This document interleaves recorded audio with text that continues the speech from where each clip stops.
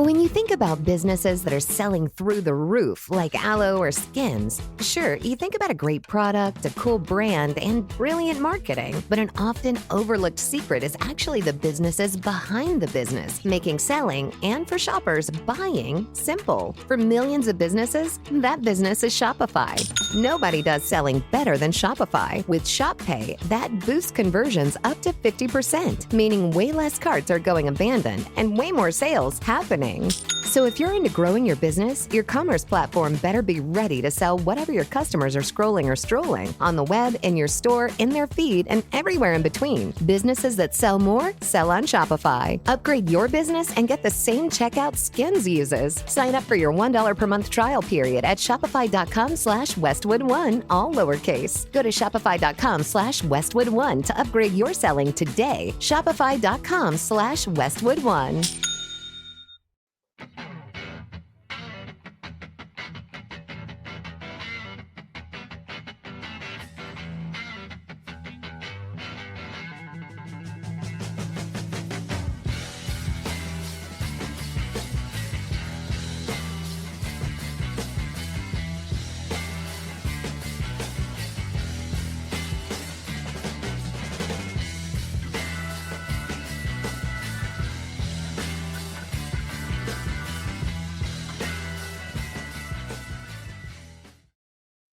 Hello, everybody. Happy Monday, first month of November. Sorry about last week. Totally forgot, and it was all my fault. So on that one, I'll take the L on that. But if you want to go check out From the Blue Seats, I was actually on there with Jimmy. He interviewed me last week. It was good stuff. Always good catching up with our guy Jimmy, and it's always good to see Neil, like usual. How you doing, buddy? I'm good.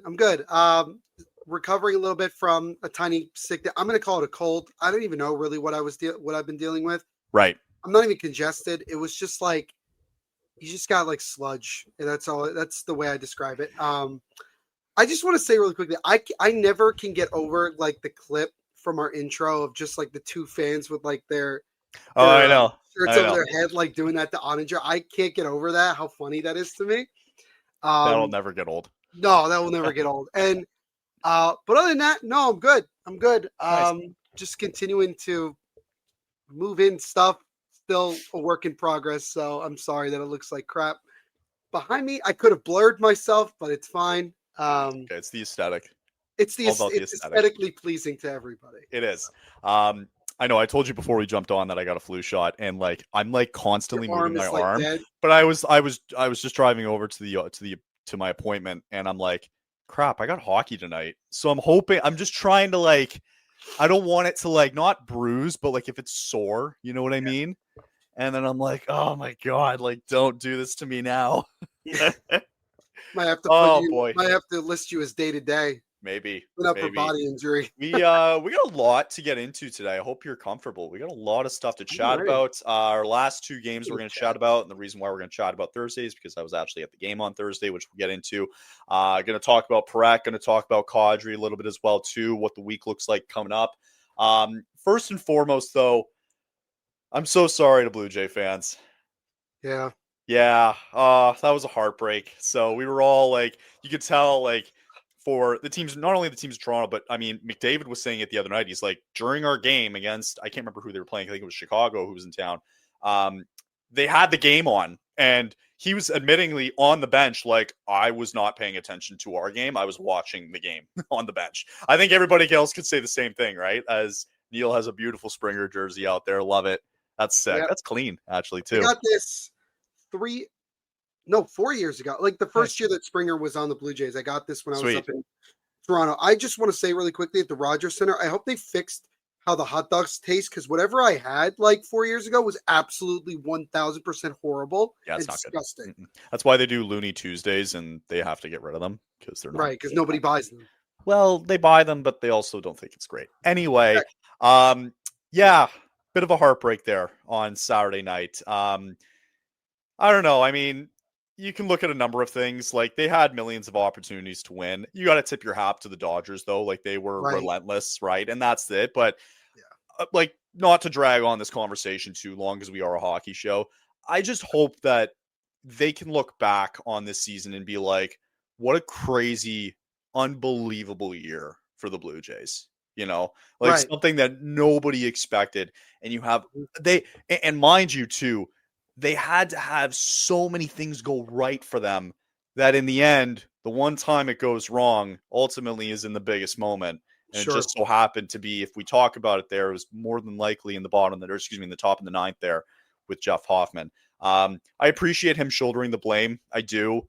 It's not on him. It's frankly not on any individual. It's a collective team at the end of the day, and you got to find a way to shut the door, and they just weren't able to do it. So congratulations to the Dodgers. They absolutely deserve it. Heartbreak for the Blue Jays, but I hope that they can look back and celebrate what was a fantastic year, because we don't get to see this often, being from Canada and seeing this happen, and it was just a thrill to watch the whole thing. Yeah, no, it was a phenomenal year for them. I mean, they really, you think about, just really quickly, you think about where they were in early June.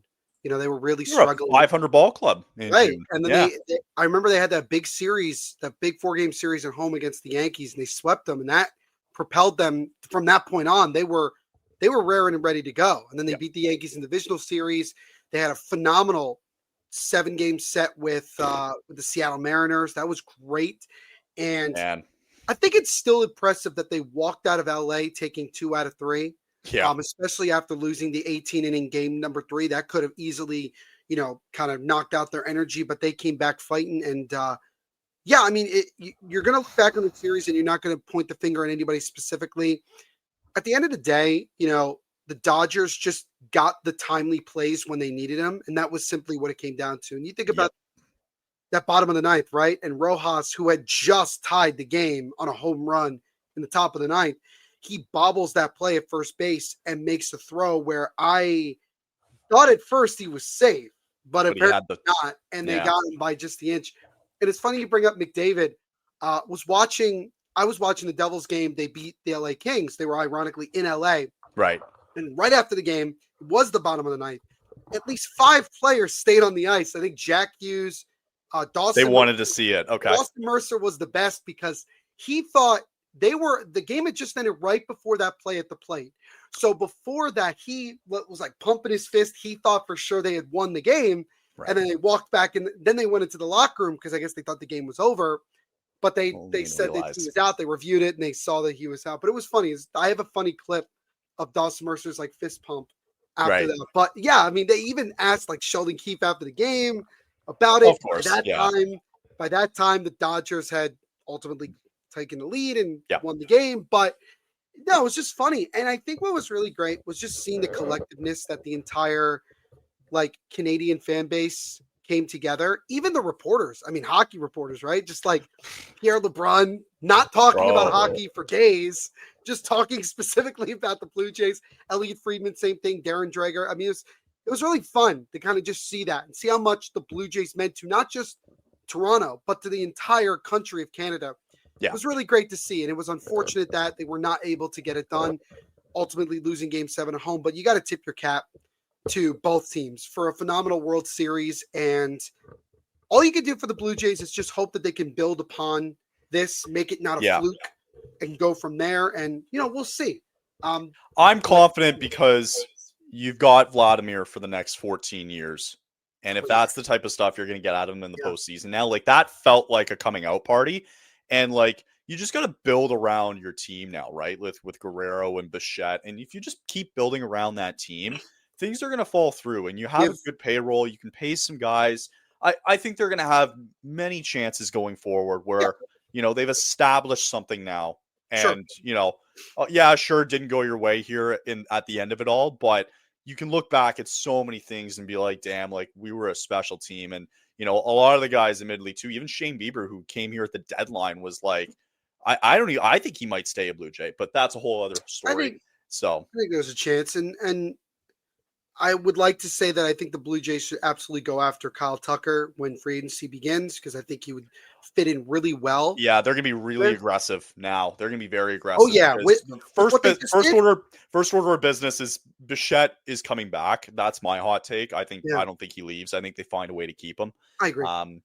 But we'll see what happens in the offseason. Overall, great stuff. Congrats to the Dodgers. Congrats to the Blue Jays. Great World Series. And we hope we get that kind of baseball moving forward, because maybe it gets people like me more interested. So didn't watch a lot of the playoffs this year. Speaking of which, this team might not be in the playoffs this year, and that'll be your Calgary Flames. So let's backtrack all the way to Thursday, where we will start. We actually had 3 games that we're going to chat about here. So we're going to start with our game on Thursday. Why, you may ask? Well, I was in attendance for this game on Thursday as Jake Sanderson ended up tying it late in the game after the Flames took a 3-2 lead. Ultimately went to overtime. The Senators actually had a power play in overtime. Devin Cooley came in over Dustin Wolf. Huska just found that something wasn't working with Dustin. He was just letting some muffins go in, and all of a sudden Devin Cooley comes in, and my mistake. Cooley had the net that night as the backup. Yeah. My bad. My mistake. Cooley was sensational Thursday night. I have to give him a lot of props. He was really, really good on Thursday. But you kept giving him life and you brought him back in it, and the Senators win it in overtime 4-3. So few things I'll say about this game. Really fun. It was a great atmosphere to be a part of, and then just to be a little bit more invested into the game while I was there. Really ugly game for both teams. The Senators were taking a lot of penalties early on in that game. I can scroll down afterwards and look at the stats. A lot of early penalties for the Senators gave the Flames early chances there. Sharon Govich had a great shot on net that led to a goal. Coronado with a dirty garbage goal in front of the net as well, too, to help with that. So there was in the first period, it was all Flames just because the Senators kept kicking themselves in the foot. And then I found in the second period, although nothing ended up happening, and then going into the third, the one thing that kept pissing me off this whole game with this team is that they try to be so cute with these spinorama backhand passes, led to turnovers on 2 or 3 separate occasions, and it led to the Senators scoring, I believe, twice on plays that you just kind of sit there and you're like, what the heck was that? You have full possession in their offensive zone, and you gave them life going down the other way, and they score, and there's nothing that Devin Cooley can really do about it. So that for me was just really frustrating. Not the results. It's a shootout at the end of the day. Anything can happen. I actually had the Senators winning in overtime in a shootout anyway, because nobody can score on this Flames team. It was exciting, though. It was a lot of fun, right? I don't think I should be wearing Flames jerseys, though, in away arenas anymore, because people can be mean. So, I sat beside my dad, and he was grilling me for most of the game as we were sitting surrounded by a sea of Senators fans, of course. So I had to eat my bread leaving the arena tonight. But the other side of the coin was also, you guys needed to win this one, and you can't lose to us the way we've been playing. So yeah, those are just my quick takes on it. Not sure if you saw any of the highlights or not. I'll scroll down and check the stats afterwards, but those were just my 2 cents of being at the game, and it was a lot of fun. Neil, your thoughts?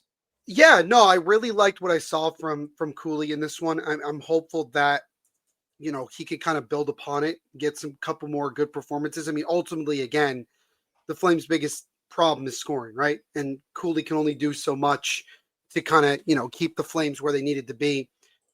It would have been nice to see them continue to kind of play the way that they played in that first period, because I felt like that they were really establishing a lot. I thought they were being aggressive. It was important for them to get going kind of right away. I like that. I like that Sharon Govich finally is able to find the back of the net. I think he's starting to slowly get a bit more consistent, especially since he was called out a couple weeks ago that, we talked about it. I think that's important. I was surprised I was surprised that Coronado got benched for a game, and then ultimately he took that benching and motivated himself to getting himself having a pretty strong game in his own right. I thought Kadri's goal was pretty impressive. That was just a nice passing play that led to that goal. Really nice. And yeah, getting that game to overtime, I thought was important for the team just to, you want to take baby steps, right? With a team that's struggling to win a lot of games and ultimately trying to score goals. You gotta start finding ways to maybe even just steal some points. And I think them getting a point in this one, despite everything, I thought was important for them. Would have liked to see Devin Cooley get that win, because again, I thought he played really well, made a couple of big time saves. And yeah, those are kind of the things that I stood at. I saw from that one, and power play showed promise, I think, in that game. Yeah, actually the power play was very efficient. I like that. At least early on in the first period, they were very like they were very efficient in terms of just like 1-2 boom. Like we're not fooling around here. We got to just start finding some ways to get some more shots on net Right. here. They were outshot in this game completely, and ultimately it came down to the third period here. They got massacred in the faceoff zone. Shocker. It was the same type of stuff that we saw last year too. Both teams, though, again, early, it was more or less early on in the game, but the Flames had, I think, 3 power plays in the first period alone, and they capitalized on 2 of them, one from Sharangovich and then the other one from Coronado to end the first period 2-1. So, and then on the other side of the coin, like your penalty kill was good. Farabee playing penalty kill was great. I thought he was really good there on Thursday night. But ultimately, at the end of the day, you led 3-2 with about 10 minutes left here. And all of a sudden I go, okay, I'm going to watch. I know what they do at this point, right? I know you're not a Flames fan as much as I am, but I'm just watching this and I go, okay, now they're going to sit back defensively and pray to the gods that a puck doesn't go in the net. And what happens? Jake Sanderson scored. I've seen that kind of play before from teams. I've seen the Devils do that exact kind of thing in the past. And I know how frustrating that could be as a fan. You have such a strong first period, and then you get away from what made it successful, and you go back and basically, and I'll use a soccer term here, park the bus and just basically play defense and pray that you don't give up a goal. To me personally, that's an indication of you're playing not to lose as opposed to playing to win. So, that's the way the cookie crumbles. And, yeah. Anyway, overall, it was still a fun night, though. I was telling Neil beforehand, like I don't get a lot of treats to, a lot of NHL games this year just based on location. It's my own fault, but it's nice to go down, and I might go to another Senators game this year actually because it's actually not too far from myself where we live, and the fact that I have family down in Ottawa. Yeah, it was a lot of fun. Great job for Sens fans for turning out and really made it a fun night and makes me want to go back and move your goddamn arena because it's still in a terrible location. So I've only heard things. I mean, I've watched videos on like how bad it is, which is like nuts.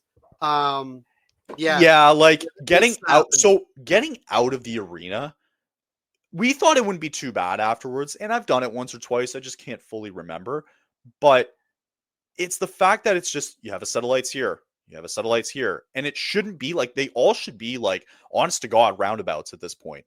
And it needs to be that way because you're stopping the flow of traffic all of a sudden. Just like get everybody moving here. And the cops weren't really helping out either. So to find the fact that you're basically in the middle of a field and you're still having people getting out, I think it's time to maybe switch things up here. For sure. So for sure. Anyway, great Thursday night. Love to do it again. And good stuff, Ottawa.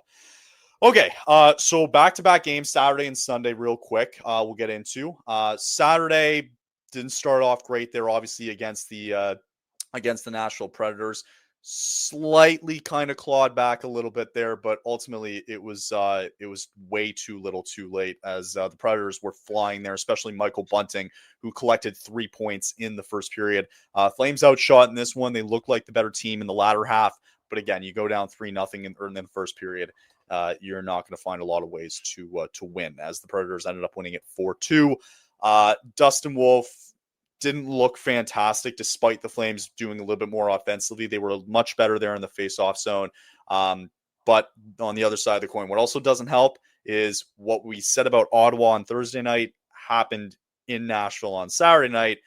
But the Flames gave away 4 penalties and Nashville converted on 1. And, you just can't do that because you're not going to have a lot of time, to control the game from there. So, that's the way the cookie crumbles there in that one. And what were your thoughts as Nashville took that one 4-2? This team really struggles to start on time. There's no doubt about that. It's not just this game. It's been numerous times this year. I don't know what it is. I don't know if it's a mindset. It's the way that, if it's a struggle to kind of get into your game right away. But even if you're on the road, you need to start on time. You need to find a way. And you know what? Nashville, are they better than what they were last year? For sure. They're much better than where they were last year. But at the same time, this is still a game that you could ultimately end up being in, right? This is not one where I think that it was, you really, really got outplayed. I mean, it was that first period that killed you, because at the end of the day, after that, you ended up outscoring them and outplaying them, all things considered. But again, you can't dig yourself that kind of a hole right away because it doesn't happen very often where you find a way to ultimately come back and win the game. Just doesn't happen. You can't play that kind of, you just can't play that kind of hockey. And I think that's the most frustrating thing is that you feel like in the first 10, 15 minutes, even if you're not giving up goals, them just looking sluggish is what's upsetting. And like, it just, I don't know if it's a coaching thing or not. And the other thing that I'll say is this. I know that Dustin Wolf has had times this year where there are goals that he definitely would like to have back. I think also there's a lack of like solid, like, pressure in front of him. I think what I'm seeing, and what I mean by that is, let me clarify. I don't think at times the back end is doing enough to help Dustin Wolf at times. I think there's times where there's just massive defensive breakdowns. I think about that. I think about the Jonathan Marchessault goal that made it 3-0. I know it was on the power play, but still, like, it feels like to me that guys are not always going after and blocking a shot or getting more traffic where there's a less likely chance that it's going to find itself towards the front of the net. So, and so I think it's a combination of Wolf not playing at the level that he's capable of, but also not getting the help that he certainly needs. And I don't like seeing you give up 4 goals. Granted, one of them was an empty netter, but 4 goals on 24 shots just doesn't. That's not a good look, especially when they ended up pulling him after 3 goals after the first, and they threw in Devin Cooley, and he actually, again, for the second time, for the most part, he shut the door, and I give him a lot of credit for Devin Cooley for coming into a bad team and playing the way that he has. He stepped up again and played well. So I don't want to shoulder all the blame because it's the defensive breakdowns. And there were still defensive breakdowns even when Cooley was in the game. Right. And I don't want to shoulder all of the blame on Wolf because I don't think Weegar, even watching the game on Thursday, like I don't think Weegar or Anderson's trade value is going way down. Dude, he might go for like a 5th round pick right now. The way that it's the way he's playing is alarming. How bad he's playing. We're in some trouble right now. And it's like maybe you should have traded him last year if this is what you were considering, because you're not going to get anything back from him at this point, which is alarming. But is it the end of the world? No, because at least you have Zane who's coming up here, right? Yeah. Speaking of which, let's get into that first. Actually, before anything, everybody take a breather. Let's relax here. Let's get into a first commercial break here. We'll come back on the other side here. We'll talk Zane Parekh. We'll talk about the game that happened last night, and we'll roll on from there. As the NBA financial season tips off, and so does DraftKings' newest fantasy game. It's DraftKings Pick 6. It's the easiest way to play for big wins, with every possession giving you a shot at real money, and here's how to play. Just pick more or less on 2 or more stats and unlock the upside of every game brings. Pick 6 is available in Texas, California, Missouri, and more. New DraftKings customers can get $50 in bonus picks with just a $5 entry on your first pick set. Don't just watch basketball and hockey.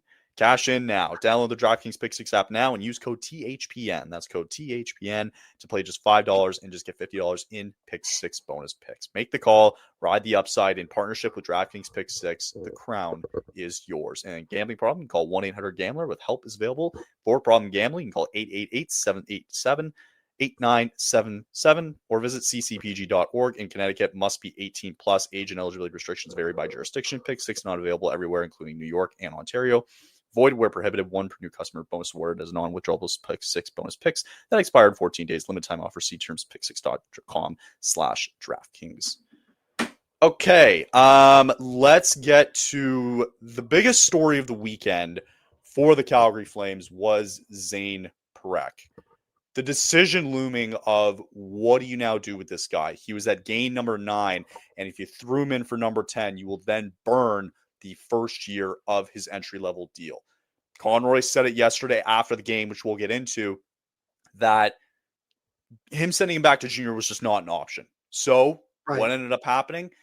Zane was available Sunday night against the Philadelphia Flyers, in which case he was a full participant. So it was a very kind of last-minute decision. He was expected to play. He did end up playing last night.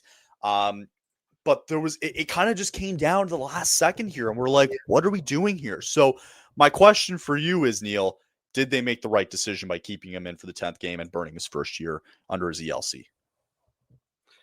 It's a tough question, but I'm going to say no. I don't think they made the right decision. I think that, especially we're about to have a conversation. Let's go. I get it, especially with like how the year has gone so far. You want to have as much flexibility, especially with your young players, as you possibly can. I know that this is like, it's so interesting because I think about when the Devils brought up Luke Hughes, literally at the end of the 2022-23 season, which ultimately ended up burning his first year of his ELC. Instead of having 3 years, he only had 2 going into his first full year in 23-24. Ultimately, that I think that kind of worked out for the Devils.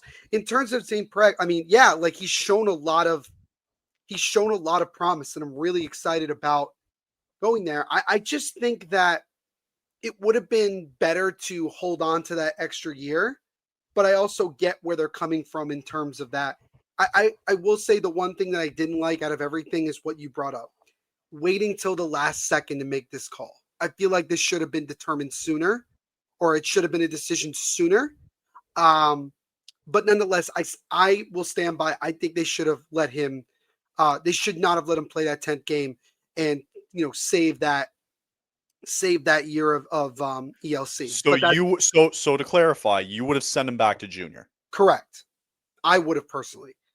Even though that I think that he's far and away, and that's the problem, right? Because the other thing is that I wish in a perfect world they could have been able to send him down to the Wranglers, because it's still like pro hockey, this and the other thing. I get it, because he probably would have continued to dominate junior hockey if he had gone back down to juniors. I just, in a year where I don't really know what the plan is moving forward with how difficult the year has been so far, I don't know if it's fully smart in terms of the development to keep him up with the team with where they are. But that's me. So I'm on the opposite end. I figured that. You cannot send this guy back to junior, because I think you end up hurting the relationship if you send him back there, because he's going to be pissed off and he'll go, well, fuck, like I've already done so well. I've dominated junior for the last 2 years. Right. I don't think I need to be sent back there. And I also don't feel like riding 8 hours on a bus if I have to go from Saginaw all the way up to Sudbury again. I think he's at a point where is it really that long to travel? It's probably like 10 hours, to be honest. That's horrible. On a bus, that's horrible. Yeah, it's bad. So as much as I don't love burning the first year of his deal, of his ELC, I'd rather see him play with the Wranglers. Look at what Gritton's doing down there for the Wranglers right now. I think you need to burn it and just bring him down to the Wranglers and be like, don't think this is a demotion. Like, go light this up. Like this is the next level, right? That's what ultimately it should be. So burn it, because the kid's only 19 years old, for God's sakes, right? Playing in the NHL.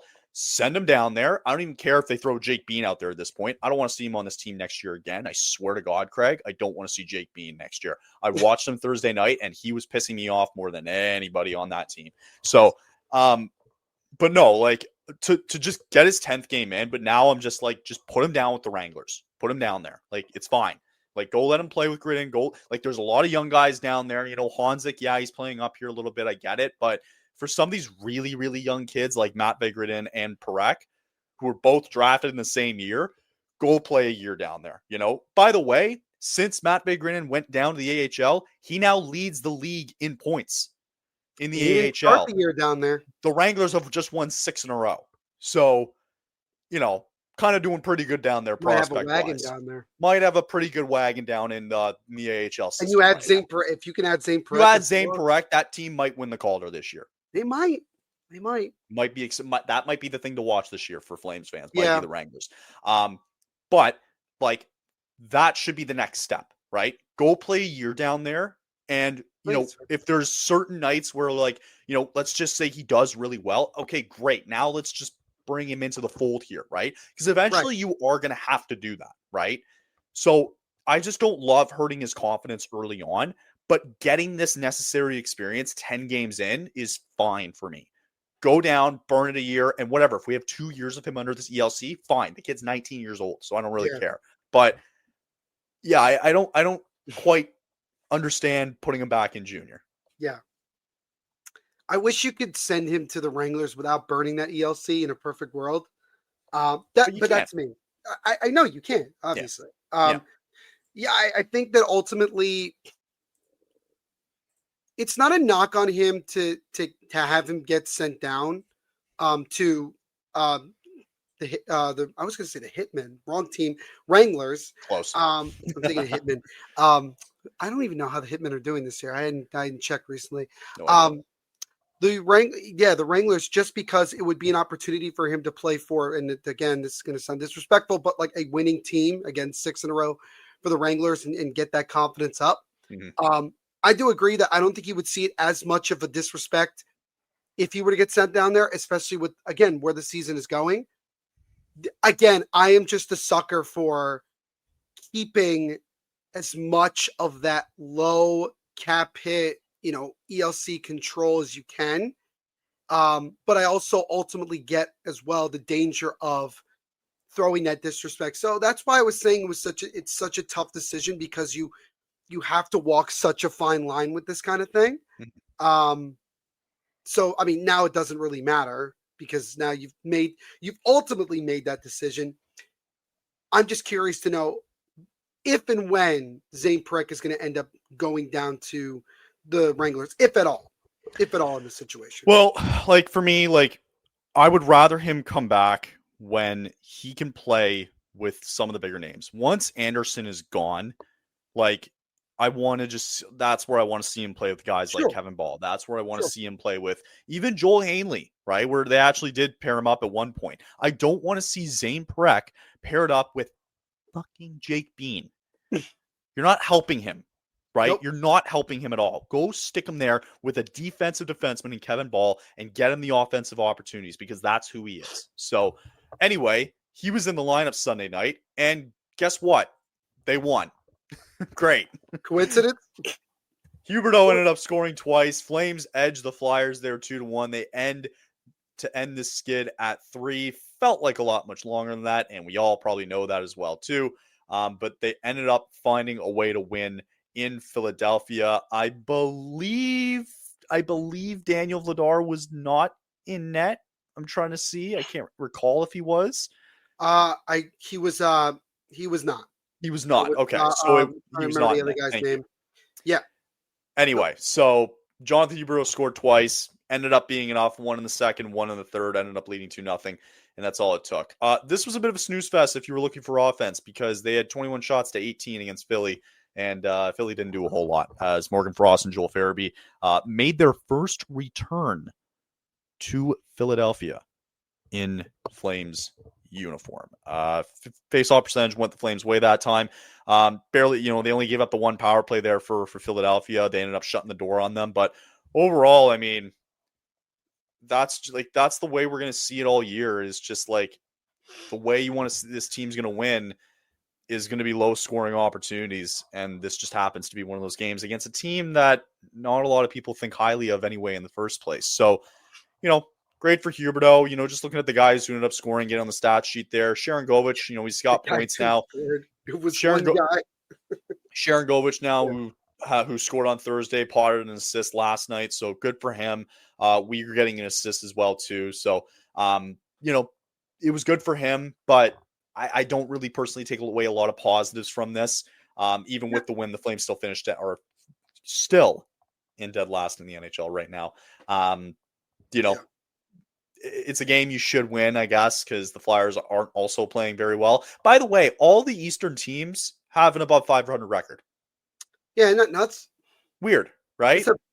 I think this is the most parity the Eastern Conference has had in quite some time in terms of just... Yeah, and I think if I'm not mistaken, the Flyers are also last in the East, right? Yep. Yeah, so the Islanders I don't think of this off a couple of big wins. So I don't really see this as a hoorah moment, because yes, Philadelphia Yeah, 6-5-1, and you're Yep. last place in the Eastern Conference. And you know what Kyle, I don't know if you realize there was some controversy in last night's game for the Flyers. It had nothing to do with Calgary. Do you know how many minutes Matvei Michkov played last night? I do not. How many did he Six play? and a half. Ooh. He has continued to play very little minutes with the Flyers. I don't know what exactly is going on. It reminds me so much of like when Michkov got drafted, there was a lot of questions about like how long would it take him to get acclimated into the NHL. Sure. I think that was the same thing with Demidov. And both of those guys have gone in different directions. Demidov, obviously, being really damn good. I mean, he's really good. I think Michkov can be very good in this league. I think the problem is just, in my opinion, with both where John Tortorella was coaching him and now where Rick Tocchet is coaching him. I don't think they're giving him enough opportunities to play, top line minutes. I think that it's like he makes. Look who they pair him up with too. When you look at Demidov and Michkov, exactly right. And I think a big problem is that it ultimately comes down to I think what you're asking him to do is out of character for him because too much. He's not a 200-foot player, right? In my opinion, he's a bona fide goal scorer, and that's what his big thing is. Same thing with Demidov, except the difference is Martin St. Louis got him playing top line minutes, and look at what he's doing. He's playing out of his mind. Boy, if for some reason Matvei Michkov's stock drops, dude, they're already talking about it. Dude, they are already talking about it. They're already talking about what the future holds for Matvei Michkov, especially if we get to this deadline and he's still barely playing at that level. Because at that point, you got to say to yourself, are the Flyers got to piss or get off the pot with Michkov? I smell an investment opportunity. We trade. No, this is even better. We trade Anderson to the Flyers for Matvei Michkov. I think I smell an investment. But ultimately, yeah, you're right. It was a snooze fest in this one. Flyers actually threw out a rookie goaltender in Kolosov, and he played well. Right. He played well, ultimately giving up only 2 goals. That second goal that Huberdeau scored should probably have that one back. I think that should have been stopped from as far as it was. It even surprised Huberdeau that it ultimately went in, because to me, that was a simple case of you're kind of somewhat changing lines there. You want to just throw the puck on net. Right. And it ultimately goes in. And it also ends up being the game-winning goal. So, not ideal. But again, like you said, you're playing one of the bottom feeders of a very, parity-wise Eastern Conference. But still, last place team. Does it feel that good? No. Nope. But again, you went on the road. It's important. Go from there. And that's just kind of the attitude I think we're all taking going forward. So, schedule going forward for this week until we all meet again next Monday. I'm not saying this is the end of the show. I'm just giving you guys. Until we all meet again. Yeah, we're done. we're actually. So the Flames are going to be at home on Wednesday now. They have a couple days off until they face the Blue Jackets. They're going to be at home Friday against the Blackhawks, and then next Sunday in Minnesota. Before they take on St. Louis, both those teams, Minnesota, St. Louis, slow starts. Very slow starts to the year. I think there's more concern in St. Louis than it is in Calgary, personally. Yeah, personally. Fair. Oh, well, the one thing we didn't talk about, by the way, in Nashville, I think it was Mason Marchment who might have piped up and caught on the hot mic, went, "You guys are an embarrassment. You're an effing joke." And I go, that was wild. "Yep, that was wild." Salute to you on that one, my friend. You're not wrong. So I don't think it was Marchment. Marchment's on Seattle.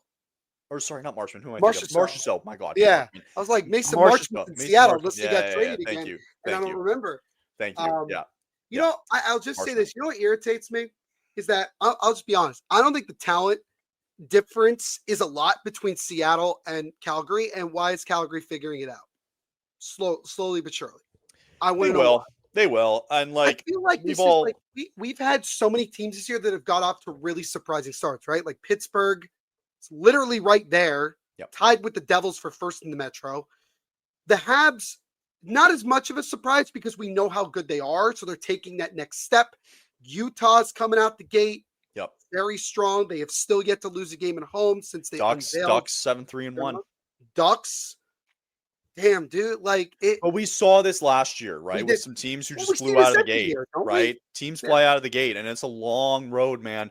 And Long road. especially this year with how much more, because think about the amount of guys that are going to go play in the Olympics. Yep. Like it's going to be a Long season, guys. We're only in season. November. Only started November. Long way to go. Oh yeah, we're literally in the beginning of November, so Exactly. So that's on the docket for this week. First up will be at home Wednesday as they host the Blue Jackets, and then at home Friday as they take on the Blackhawks. It's going to be a challenge for Calgary, especially with the Blue Jackets coming off. I don't know if you saw the way that they lost to the Islanders. Yep. Tough giving loss. up 2 goals in the last minute of the game to Whereas Lincolns was on the bench afterwards after the game and no gear and was crying almost. Like he was like so upset about that. But it tells you how much he cares. He's got to get out of there. That's my opinion personally, because he's been there long enough to the point of like, I think he's ultimately frustrated because I think right now you kind of wonder if Columbus is taking a step back from where they were last year. Yeah, it's possible. It's fun, but again, like you said, we're only 11, 12 games into the season. We're only beginning the second month of the year. A lot of hockey left to play. A lot of hockey. Including. All right. We'll be back on the other side here. Quick commercial break here. We'll talk a little bit more about Kadri as his name kept popping up and other news. Some insight on Kadri as well. Neil's going to have some insight on Kadri. We'll talk about Kadri and more news as we head into this first week of November. Be back after the break. The holidays are here, and that means it's the most wonderful time of the year to save with Rakuten. Use Rakuten to stack cash back at your favorite stores on top of holiday sales. That's savings on savings. And with Rakuten, you can get cash back on gifts for everyone on your list, from toys for the kids to kitchen gear for the person who loves to cook, to electronics for everyone, and you can even save on something for yourself. Just shop the stores that you love, and cash back is automatically added to your account. And you can choose to get paid via Interact e-Transfer, PayPal, or checking. Join for free today and get a new member bonus after minimum qualifying purchases. Just go to Rakuten.ca, download the app, or install the browser extension, guys. That's Rakuten with an Rakuten for Rakuten. Terms and conditions apply. Alrighty. What? I didn't realize that was going to be a pre-recorded thing. I thought you were. Oh yeah, no, yeah. I was like, caught me off guard. I was like, damn, the transition. I didn't feel it. Just also, I couldn't stop staring at the Wii that's right behind you. I couldn't. That thing's been treasured since 2008, my friend. Dude, if you have a Wii nowadays, like, oh yeah, I still play it. Oh yeah, me too. Oh yeah, Wii Party. Wii Sports is my shit. Wii Sports Resort is my shit. Did you ever play the NHL game that they put out? The Gretzky one? You know, you definitely have it with you. Hold on 1 second, folks. Yeah, he definitely. Yeah, there it is. Yep. You know what? I just want to say the career mode with like starting from like a midget to like the NHL, I thought was a genius. I absolutely loved it. I loved playing on the frozen ponds. I love it. It doesn't get better than career mode in NHL Slapshot. They nailed it. Me lighting it up in juniors, getting drafted, and then playing 5 games, and they're like, "Nope, you're going to the." I remember getting drafted. Going to the Phantoms in Lehigh Valley. Yeah. I remember getting drafted #1 overall in junior by the Sudbury Wolves. I'll never forget being drafted by Sudbury, and I was like, "Huh, okay." You're like, "What's this?" There was a guy. I was like, "Where the hell?" I remember typing on my computer, "Where the hell is Sudbury?" Oh yeah, and I had to look it up, and I was like, "This is a small town." No, it's got 150,000 people. Oh, okay. So that's actually pretty big. All right, fair big enough. Compared to if you're considering small towns being like 20, 30,000, it's pretty big. It's a city. Yeah. So good stuff with the Wii. Anyway, more news. Let's get into it. So again, Elliot Friedman, I believe it was on his, I think it was last Monday, but it kind of rolled into the week here a little bit, where Kadri's name was getting popped up again in trade rumors, and to be honest, it's probably going to continue to happen all the way until the trade deadline. So per Elliot Friedman, this was actually yesterday. He was talking on Saturday, about Nazem Kadri. So real quick, his report was that I think if you're a contender and you can show Kadri you're a contender for years to come, I think he would prioritize that first and foremost. So we've said it a lot, right, about him and his commitment to Calgary, right? you ask him today, it's going to be the same thing as always, guys. Like, it's his commitment to the Flames, it's commitment to the organization, right? And it's one thing to jump ship early, right, into this 7-year deal, because I believe he's on year 3 of his deal now, 3 or 4. 3, thank you. So it's easy to lose sight of that because, 1 year it just doesn't happen to go well. I mean, you had the first year of his contract, whatever, we won't get into that. But last year with it going so well, like I more or less just wonder, looking at it from Kadri's perspective, right? Yeah. Like, I wonder if you go, okay, like, we all know this year's a wash, right? It's over. Right. But you wonder, like, what's more important to you, right? Because you've won a cup, and it's very difficult in this league to do so, right? And I know that there are other teams who could benefit from getting him, like the Carolinas of the world, the Colorados of the world, etc., that can benefit from getting a guy like Kadri. But you wonder, after this year, he's going to have 3 more years, I believe, left on his deal. 4 more years left on his deal afterwards, right? So you kind of sit there and wonder, like, is this something where, like, he had to have understood signing the contract that something like this was a possibility, that one of the years, like, might not go well, right?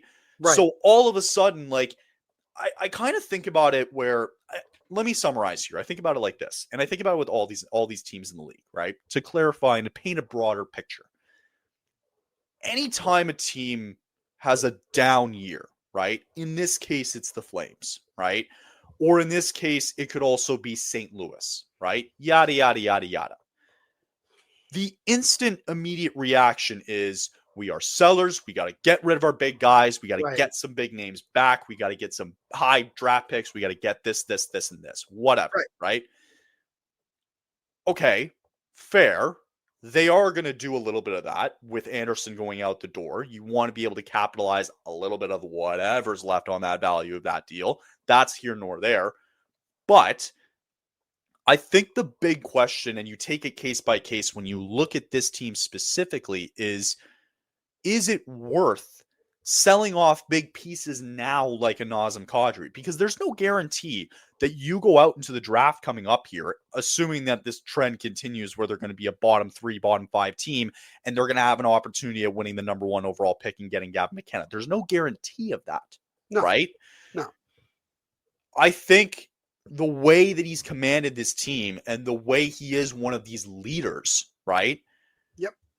Like, what's more important to you? Are you going to be a coattail guy, second line center in Carolina, Colorado, whatever? Or can you solidify your career? You've won a cup. You don't have anything really left to prove if you're Kadri, who's getting up there in age. You don't have a lot left to prove, except for the fact that he can still develop into a number 1 center, which maybe he wants to still try to be. I'm not saying that's going to be the case here in Calgary, but I just wonder, from his perspective, what is going on through his head with years left to go on his deal. Like, the commitment is there. You had to have known that at some point you're going to have a down year. Right. Like we are witnessing now. So, with whoever they may get here in next year's draft, you just wonder, like, if the value is so high now, do you cash in? But also, you kind of hurt the reputation that you've been trying to build over these years of guys wanting to sign long-term for the Calgary Flames when this guy is only halfway through a 7-year deal. There's a lot of moving parts here overall to what I'm trying to say. I'm more or less just curious about, what's he thinking about right now? What's important to him? I think his mentality is kind of similar to that of Anderson, where it's just kind of like, you are a Calgary Flame now, and that's going to be your focus. I don't think Kadri wants to think about getting moved if he wants to get moved right now. It's his decision, really. It is ultimately his decision, right, at the end of the day. I think what's going to ultimately happen is, I think Kadri is going to see how the rest of the year goes. And when we get closer to the deadline, I think he might, or maybe even closer than that, sooner than that, get to a point where he can kind of maybe make that decision and then kind of see for himself, okay, do I want to continue to be a part of maybe the solution of getting the Flames where we want them to be ultimately, or do I want to get the opportunity to go back and try to win another cup and go to a team that maybe he can fit in, more with his skill set? Yeah. I'll bring up something really interesting, kind of a different perspective from the other side. Dave Pagnotta from the fourth period was on one of the Devils' YouTube shows, New Jersey Hockey Now, to be specific. Mm-hmm. And the host, James Nichols, who actually was on this network for a period of time, he actually asked him about two specific guys, both on the Flames. One was Nazem Kadri, and the other one was Blake Coleman, interestingly enough, Right. as maybe potential guys that the Devils could look to maybe add depth. The Devils are looking for a third line center and looking for, ultimately depth scoring. And both of those guys kind of fit that mold. It really is going to just depend on, the asking price, if there is one right now, which I don't think there probably is. And again, ultimately Kadri's decision about where he wants to ultimately go, if he wants to go. So that is going to be something that is going to be, I think, brought up more and more. And look, we know that guys like Friedman, when they bring this up, they're not just bringing it up for the sake of doing it. They have people that they talk to. They have people that are going to discuss these kind of things. So there probably is some amount of belief that Kadri is ultimately considering his options. And like you said, when he signed this deal, I think he knew that ultimately this was going to be something that was going to be brought up. Now, the one thing that I think is an advantage to the Flames is that with the salary cap going up, him having this deal doesn't ultimately look that bad. And also the term doesn't ultimately look that bad. Right. So I think it might be easier for teams to take that, I don't know if you say risk, but take the opportunity to maybe get somebody like Kadri who could still play at a pretty solid level and score at a pretty solid rate. But again, I personally think it's still too early to really start looking at that and making that decision personally. The other thing you have to consider here is there's one thing on here that should stand out more than anything else. He's 35 years old. And this deal, right, he's going to be what? Close to 40, if not 40 by the time this deal is done. So do you want to be hanging on to that when you're trying to be competitive for this new arena to come into play? Right. So that's the thing. That to me is the fine line here, right? When is it the right time? What if he has a bad year next year? What if he gets 10 goals next year? Yeah. I don't think it's necessarily. Listen, I think we made a mistake not trading Rasmus last year. I think they needed to, because you're starting to see what's happening. And, he is what, 28 years old now, or 29 years old, 30, I think. Here, I guess I can answer my own question here. Yeah, he's 29 years old, right? Right. When he signs his long-term deal coming up, it's going to evidently be, he's going to be 38 years old when that deal's done. And you're already seeing the decline of an Anderson. And dude, you're in a contract year, man. Right. So what I don't want to happen is I don't want them making the mistake that he's 35 years old. He might have one or two really good cup runs left in him. I don't know. Right. Maybe more. Maybe I'm, blowing this out of proportion here. He's got a couple of years maybe still until the end of his deal, right? By the end of this deal, he's going to retire. Let's be honest here, right? He's going to be close to 40, right? Yeah. So at what point is it a good time then? That's going to be the question. I would like to argue that maybe sooner rather than later is a good time. I think that, with the value of him being so high, it very well could be the right time. Sure. So, and how you mold that going forward, you have your pieces kind of set in stone here a little bit, with, a couple of guys left here, at least in the next 2 years, because we know what it's going to be like, at least for the next 2 years, to get ready for this new arena, right? They might be really bad next year too, right? And then he might say it's enough is enough, right? Right. But if they come back with the same core, well, then what are we doing, right? He's got to understand that a little bit. So personally, I think his value is higher now this season than it will Right. be. The years you go down, the value just gets lower and lower and lower and lower because of his age. Right. Right. Yep. So it's going to be really interesting to watch. The pieces that you see long term here, the Hubertos, the Coronados. I mean, Sharon Govich is doing decent, but at least with him, at least that's still a piece you can move because he only has a 10-team no trade list. So if you really want to get rid of him and you want somebody to eat some cap, that's still a possibility, right? Coleman, I think they're going to see it till the end. We've had these conversations before already. I'm hating more and more about Michael Backlund's contract, but whatever. Do you find a way to move Farabee? You want to get off that cap hit. You want to eat it. Somebody else to eat it. Sure. Zari with his deal. You still have a lot of the younger guys here. And if you go into the system as I go and scroll all the way down here, Gridden leading the AHL, 19-year-old Jacob Taglia, who lit up the OHL last year, Adar Suniev, Carter King, I think people need to start recognizing. Basha being 19 years old. A lot of these 19-year-olds are going to start coming up here, man. And I think you have to make room for that. And you have to start seeing your prospect pool start to shine. Right. Last case here. It's a different sport, but maybe it means a lot here. Watching Trey Savage for the Blue Jays' rise in the ranks, maybe it's a sign for a lot of these other sports or leagues to say, you got to give these young guys a chance. It's not going to work in every case, but you got to throw them out there sometimes and see what they can do because they want the spotlight. Well, here you go. So maybe it is the right time to move. I don't know. Yeah. And look, ultimately at the end of the day, if it doesn't work out with bringing up some of these young guys, I think the attitude you have is that, well, you're no worse off than where you are now. Right. And you might as well take that risk. And I get it. A lot of teams and a lot of GMs, they're always concerned about rushing a guy to the league, depending on the player and the situation.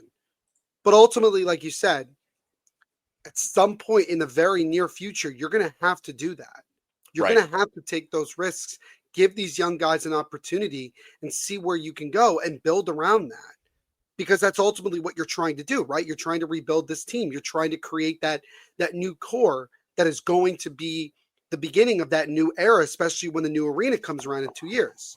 So that's ultimately what you have to decide. And I think for someone like Kadri, like you said, I think there's a lot of remorse probably from the Calgary's front office about not moving Anderson sooner, especially with where his value is right now. His game even, yeah. Yep. You don't want to have that same kind of thing happen with Kadri, especially with the deal that he's on. Yep. So if you got an opportunity to get a decent amount back for someone like that, because with him having term beyond this year, that will ultimately up the price because you want to get something decent in return. You bet. And so it's going to be about. You bet. Yeah. You have to probably strike while the iron is hot, essentially. Last thing I'll say is I think you have to really look at it speaks more in today's age that people are starting to slowly realize now is that you really got to look at who you're dealing with from a different organization as a trade partner, right?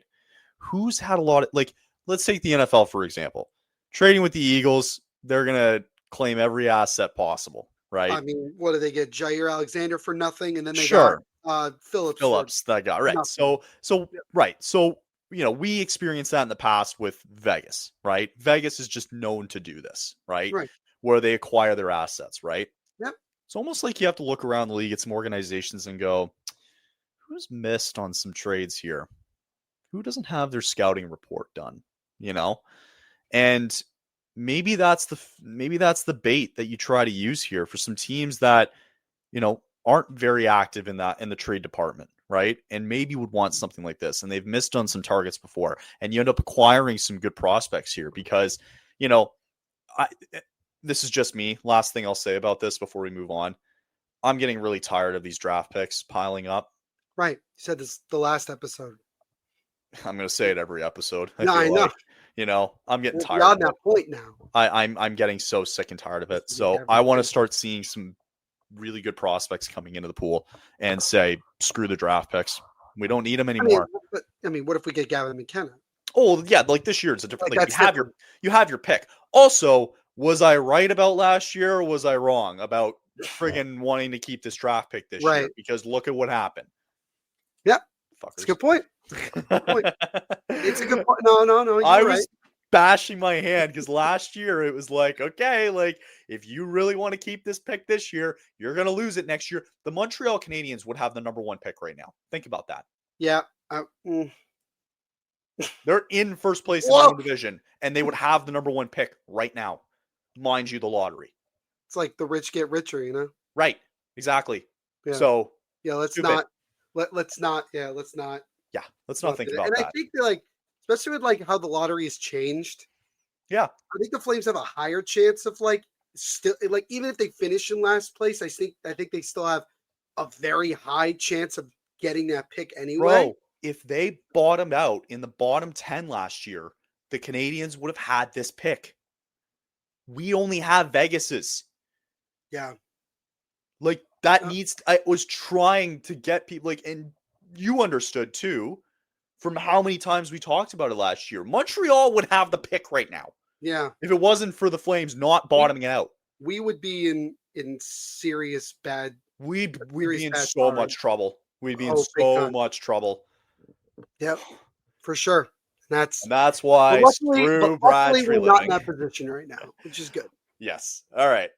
Let's get some news around the NHL. A couple of injuries to report, if I'm not mistaken. That's happened recently. Just got one today.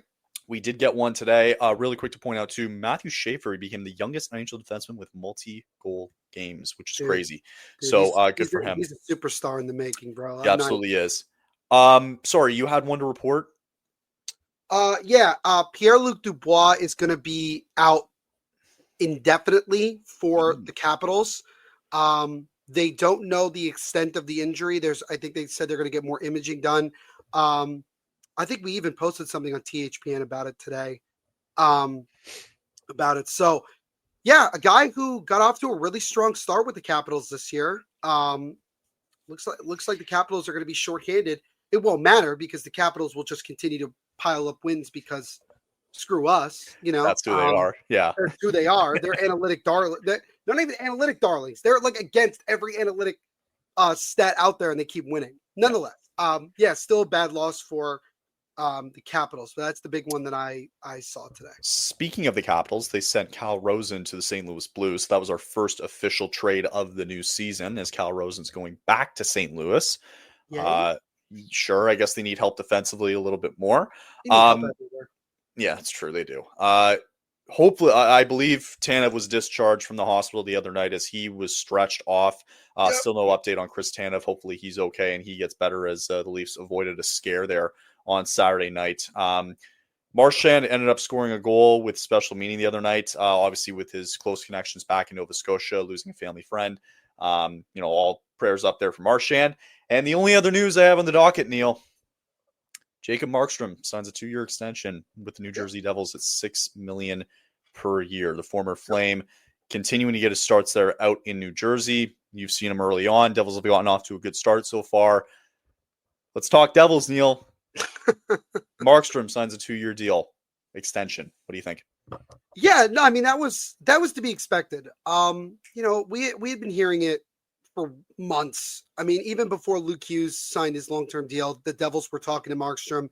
They made it very clear after year one that Markstrom wanted to be here. He really enjoys playing in New Jersey. It's the place where he wants to be probably the rest of his career because by the time and the same thing with Jake Allen. Both of these guys are going to end up retiring as Devils. I think for a lot of people are going to cringe at the money, $6 million per year for those 2 years. It's not a bad. I'm totally fine with the whole deal as a whole. I don't think it's that high. It really isn't. And I think people have to understand that while Markstrom has gotten off to kind of a slow start, he has a well over 4 goals against average and an under 900 save percentage. A lot of the goals he's given up are low danger opportunities where some bad luck, things not going the way. That's going to get fixed throughout the year. And he also came up a really good win, really good performance against the LA Kings where he stopped 40 of 41 shots. Looked a lot better. Here's the other thing I'll just say really quickly. What other opportunities are there out there right now where the Devils could have totally even more improved their goaltending? No, there's nothing out there. There Because isn't. teams nowadays, if you got a really good goalie or two, you're not even attempting. Just happened last month with Dustin Wolf. Right, exactly, right? Yeah. So ultimately, for the Devils, you lock down your goaltending for the next 3 years. You're moving the needle. You're pushing the You are needle moving forward. the needle. Yes, you are moving the needle because you established that this is your goaltending. And got it's your good goaltending. time, right? It's your time, It exactly. is your time to still compete. Like, because they're going to compete here in the East coming up. Right. I mean, you start the year off 8-1. You come off a pretty rough road trip where you lost 3 out of 4 and didn't really all look that good. But you're still top of the division, at least for now. We'll see what happens with Pittsburgh later tonight. But you're still top of the division, and you're still one of the top 5 teams in the league. You're gonna go through some rough patches, but ultimately, at the end of the day, this is a team that's ready to contend. They need to add more. They need to get rid of Andre Palat. They need to move. They need to add a third line center. They need to add a top 6 winger with Jack Hughes and Jesper Bratt. But ultimately, going back to the Markstrom deal, I am totally fine with it. Really, totally fine with it. Yeah, a lot of additions. I think, considering the teams that you see here in the top 6, at least here in the division, not excluding the wild card. If the trend continues this way here for New Jersey, you're going to want to probably go all in here at the deadline if you're going to do anything, right? Because you don't know Carolina and blah, blah, blah, right? Yeah, you got Carolina, who's by the way, 5-0 for your Devils at home. 5-0 at home, which is kind of a surprise, but a big test Thursday against Montreal. Huge test against them. And then you got Pittsburgh right after that. It like the schedule doesn't get easier, but ultimately the Devils finally get a break because they don't play again until Thursday. Yeah. And they need it. And again, like you said, that freaking parity in the Eastern Conference, like crazy. Everybody laughs at Toronto right now. Haha, they're 6-5-1, 13 points, blah, blah, blah, blah. They're 1 point out of a wild card spot. It's crazy because last place, I know it's super early. We're 1 month into the season, but from Montreal to Philly, it's a 5-point swing. 5 points. That's it. 5 points. Like, I think that has to be recognized. Like, everybody's still in it here, right?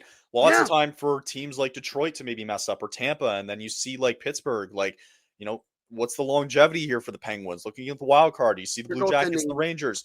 Can the Senators turn this thing around? Are the Leafs going to find a way to turn this around here? What's Florida doing? Like, a lot of parity here. You're right, in the Eastern Conference. Yeah, for sure. And it's so funny if you go to like the entire league, who's in first place in the entire NHL?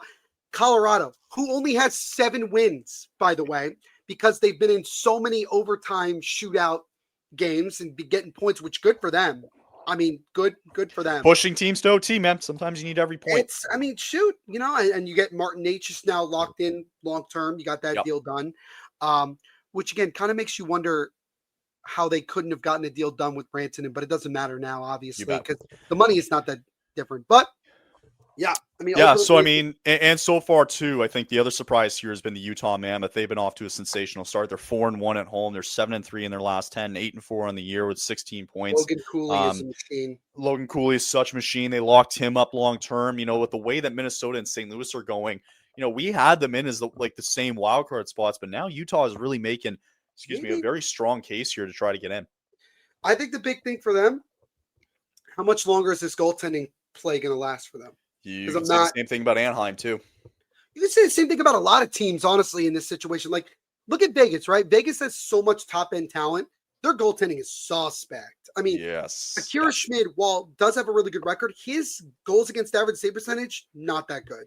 Like Vegas trying to fix that with Carter Hart. They're going to see, right? Aiden Hill's going to be back. I think he's day-to-day now, so he'll be back. I believe he is day-to-day, yes. Dallas, still, Dallas is going to be up there. They're still, it's going to be tough for Utah to compete with them. And Seattle's, they had a good start, but they've cooled down as of late here in Seattle. Chicago's hanging around a little bit here. Again, a lot of, you got a couple of teams still in the mix here trying to figure some things out here. Right. And then you've got the bottom of the West. And ultimately ultimately at the end of the day, so much hockey left to play. A lot of hockey. Where we are December 3rd. I remember reading something and they're like, guys, Flames are only 6 points out of a playoff spot. And everyone's like, shut up. Shut up. They could go for all we know, Kyle, maybe they win all their games this week. I'd hate myself if that was the case. Oh, come on. Yeah, we don't like Don Maloney as the owner here in Calgary anymore. Gee, I wonder why that might be. Not a fan. So, all right. I think that's it. Do you have anything else for today? No, I mean, it's just it's kind of a quiet week, I think, for a lot of teams in the NHL for whatever reason. Like, I think we only have 3 games tonight, including Getting Pittsburgh. colder. Snow's starting to come in. Starting to feel more and more again, like Getting a little hockey's weird, back. still here. Even though it's been Football back is for a dead to month. me at this point. I don't really care. My teams are garbage. It is what it is. Go Seahawks. Big night last night. Seahawks got a big win last night, and yeah. let's keep our eye on the Wranglers a little bit more because I really like what I'm seeing so far. Keeping our eye on the Wranglers. OHL, my Wolves, right at the bottom of the Eastern Conference. I think I haven't checked in a while, but it's fun. Yeah, might go to the game this Friday. I might. I'm actually going to try for the first time. I'm going to watch an NBA game on the NBC because obviously I got Whoa.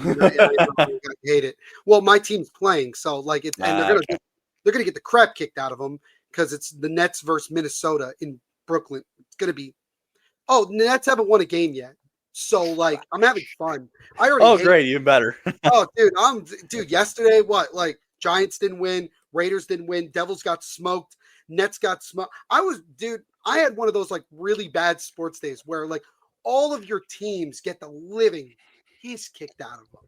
So I would argue that one team topped it all on Saturday night, and that would be the Blue Jays on my end. I think that maybe surpassed all of your struggles. Probably, yeah. My baseball team got knocked out a month ago, so what the hell do I care? Yeah, true. Fair enough. All right. Good stuff as always. Good stuff. We'll be back next Monday, hopefully for some newer news, and we'll see what ends up happening the rest of the week here. Again, guys, Wednesday night at home against the Blue Jackets, Friday at home against Chicago, and then they'll be in Minnesota on Sunday. Good stuff as always, Neil, and we will chat to everybody again next Monday, and I promise we'll be there. Sorry about last week. We'll see you next Monday. All right. Have a good week, everybody, and chat soon.